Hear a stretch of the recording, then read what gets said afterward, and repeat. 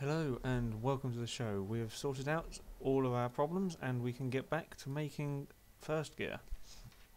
Now we start off this week with something fairly simple. The main reason being that somebody hasn't got the game yet. Hello all. So what we're going to do is we're going to take a bunch of supercars and put them around our brand new test track. Stig was very pleased by this idea, and this also means that when we come to do a review of a car and we do a lap time, we have something to compare them to. The first car we took round was the Joss. Now if you remember, in the first series of First Gear, Alex did a test of this and he liked it very much. So hopefully we'll be able to see if this performs on the test track. First corner, not much drama at all. Little bit of squirming under braking, but apart from that, not much. Little bit of correction on the exit. Now down Chicago. Hardened ceramic brakes, turns in very nicely actually, little bit of slide on the way out. Now Hammerhead, a tricky corner for any car, so let's see how this performs. Very hard, squirreling slightly under braking, but is he going to keep it in the lines? Very nice. Running very wide on the exit. Now down to the follow through. Is Stig going to be brave? I heard a bit of a lift there, but still pretty brave. Very fast through the tyres, very fast. Now, penultimate bend. How's this going to work out? Squirming under braking a little bit. Cutting the corner nicely. Gambon. Understeer, going over the curb and across the line. And that was a benchmark time of a 1:13.3. Very quick lap time from the Joss. But it's the Corvette next, so let's see how this will perform. Now, remember, this has a 6.2 litre V8 doing 0-60 in 3.3 seconds. Incredibly quick car. Still, it has 640 horsepower. That's how it does it. So, first corner. Not as much drama as the Joss. Surprising, actually. Bit more drama on the way out. Coming down to follow through. Being very brave going on the slippy stuff. Very fast with the tyres. Now how he perform on the penultimate corner. A little bit of oversteer, but cutting the corner nicely. Running one wheel on the grass. Last corner. Very controlled and across the line. And that was a time of 1:17.4, so very slow compared to the Joss. The next car to tackle the track is the Rossion Q1. Oh, Stig? What? Are you alright there? Do you reckon the Stig's ever stalled a car before? No, I don't think he has. This is new. Come on, Stig. That's not going to work, Stig. You're going to have to give it a bit more revs. Come on. Try again? No. Nope. Nice reverse. Come on, this time you've got to get it. Come on, Stiggy. There we Yay. go. Having finally figured out how to launch the car, Stig lined up to have another go. Now, if you remember from the last episode we did, we had the Rossion and the Corvette going head to head around Silverstone, and we still haven't decided which one's better. We're hoping that this track time will be the decider. Through the first corner, he's a little bit sideways, in fact, a lot sideways on the exit, even more so than the Corvette. Through the follow-through, Stig's not quite brave enough to take it flat out. There's a little lift in there. The car's trying to get away from him on the exit. Through the tyres, it's still amazingly fast. Coming up to the second to last corner now, the hardest of the lot, I reckon. Heavy braking into there. It's a little bit squirmy and a little bit oversteery, but it keeps under control nicely. And around Gambon now. Can he keep it between the lines? Yes, he does. And across the line. So finally, we can settle this once and for all with the time for the Rossion. And he did a lap time in 1:17.4. So these cars are still exactly the same. We're going to have to find some way of splitting these. Now, next up was the Spyker, and this has a 400 horsepower 4.2 litre V8, so not as big as the Corvette, or the Joss, but hopefully it will put both of them cars, give them cars a run for its money. Coming down to Hammerhead. Now, this car's handling is nowhere near as leery as the looks or the paint job of this thing, but is a fantastic car nevertheless. Right, coming down to the second to last corner. So, don't think he put any wheels on the grass. Gambon very nicely and across the line. Right, and that was a time of 1:19.9, so quite disappointing there from the Spyker.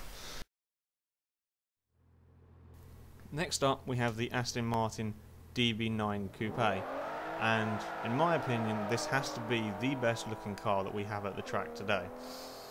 It's powered by a 450 horsepower engine, although I'm not expecting the greatest lap time ever out of it, since it does weigh 3,880 pounds and it's more of a Grand Tourer than a supercar. Coming out the first corner, it gets a little bit sideways, but Stig managed to keep it under control nicely. Through Chicago, it's fairly uneventful, Stig keeping the oversteer nicely under control. Up to the second to last corner now, heavy on the brakes, he keeps it very nicely under control there, in between the lines and everything. Around the last corner, cuts it a little bit and a bit sideways and across the line. The Aston Martin did a slightly disappointing time of 1:21.7, but with those looks, who really cares? Next up was the Bentley Continental Supersports. Now, me and Alex were talking, and we don't expect this to be a incredibly fast lap time because this weighs 4,940 pounds. However, it does have lots of horsepower to compensate. 620 horsepower to be precise. Coming through Hammerhead, not much drama, obviously this is four-wheel drive, so let's see what he'll do in the latter half of the lap. Coming to the penultimate bend, still not much drama, cutting the corner nicely, one wheel on the grass, but Gambon, again not much drama, bumping over the curb and across the line.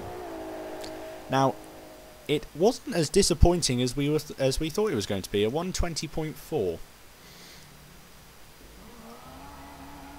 Next up we have something slightly different, the Ferrari F430. Now we're expecting this car here to be sort of around the similar time as a Spyker. They're both fairly high A-class cars. Through the first corner the Ferrari gets very sideways, although Stig manages to keep it under control and is nice and smooth on the exit. Coming up to the follow through, this car is fairly rapid, so there's going to be a bit of a lift in there. Through the tyre wall, Stig, oh look, where's that cone going? And braking now for the second to last corner, heavy on the brakes, gets it turned in very nicely there. No leery oversteer, wheel on the grass again, and through Gambon, keeps it nicely under control and across the line. And this time here was quite a big surprise. The Ferrari did it in 1:17.8, which is incredibly quick, bearing in mind it's only an A-class car. Next up was the Pagani Zonda C12. Now, I was hoping that this was going to be a fast lap time because I adore the Zonda. 394 horsepower, 2,700 pounds, and it has 420 pounds-feet of torque. This is going to be, I think, a very quick lap time. Right, come to Hammerhead now. Let's see what happens. Very nice turn in, cutting the apex. Absolutely no drama at all. Stig keeping it extremely well controlled. Right, second to last corner.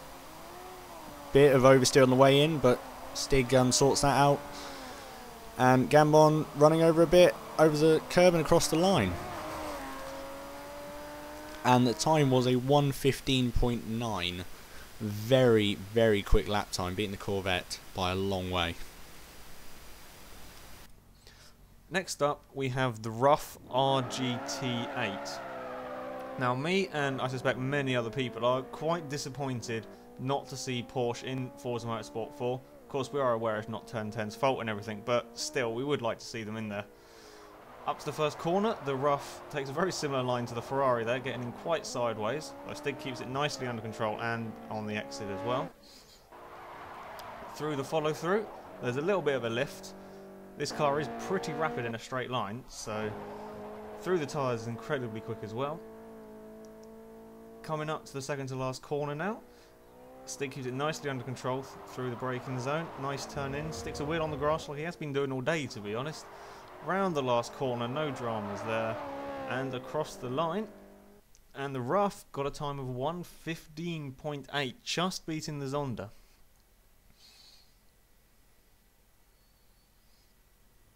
Right, now the Lotus 211.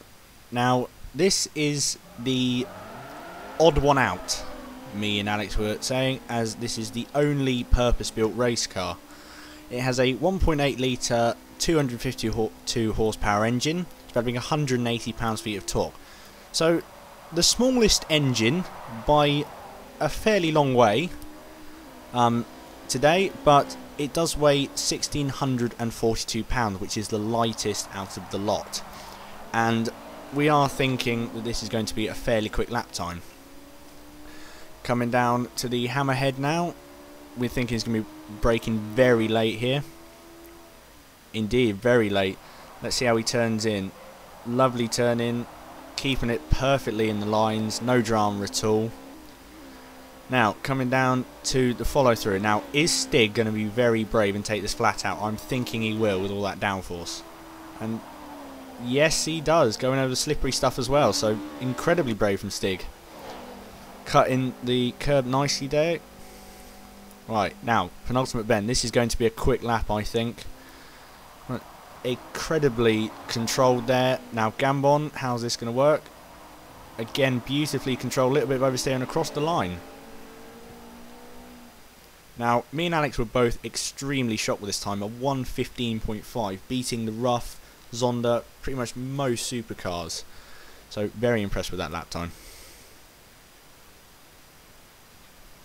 Next up, we have somewhat of a change from the glorified go-kart of the Lotus 211 to the American muscle car of the Ford GT. Now, Jeremy Clarkson liked this car a lot, he even went out and bought one. And he said when reviewing it that he thought it was better than most of the Ferraris at the time. Well, the 430 was the Ferrari of the time, so what's the GT like compared to that? Coming into the hammerhead, he's fairly well controlled, not too much oversteer either, bearing in mind this is an American car. Keeps it nice on the exit as well. Coming up to the second to the last corner now, it's easy to get caught out here. Stig gets it turned in nicely, doesn't even put a wheel on the grass this time. And round the last corner, one's a little bit wide, a little bit of oversteer, and across the line. The Ford GT's time was only a 1:18.4, over half a second behind the Ferrari 430. Finally, we have the Celine S7. This here, I reckon, is the only real contender to the Joss we've had all day. This car has the biggest engine of the lot, with a 7-litre V8, producing 575 horsepower, and Stig's using all of that horsepower coming into that first corner, very wide and very sideways on the exit. However, this car is rapid acceleration, so it should be very close to the Joss. Now, I personally think that the Joss is going to be a lot quicker than this.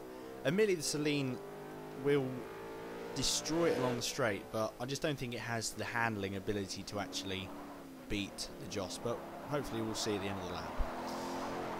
Coming out of the hammerhead, Stig still keeping it all under control, using all of those 575 horsepower up to the follow through. There's no way he can take it flat out through there. There's got to be a fairly big lift, bit sideways through there as well, but Stig's brave, keeps his foot in through the tyre wall very, very fast there. Up to the second to last corner now, heavy on the brakes. There's no squirming at all, nice turn in, dips a wheel on the grass. Round the last corner and keeps it under control across the line. I was personally surprised by this lap time. We expected it to be close, but the Celine beat the Joss to it, a 1:13.1. I'm very disappointed with that, but you know, Celine was quicker. That is all we have time for this week, folks. Thank you very much for watching, and we hope you all stay around for next week, where we have our first start in the reasonably priced car, and we have a very interesting review of a Fiat 500. That's all for now, folks. Goodbye.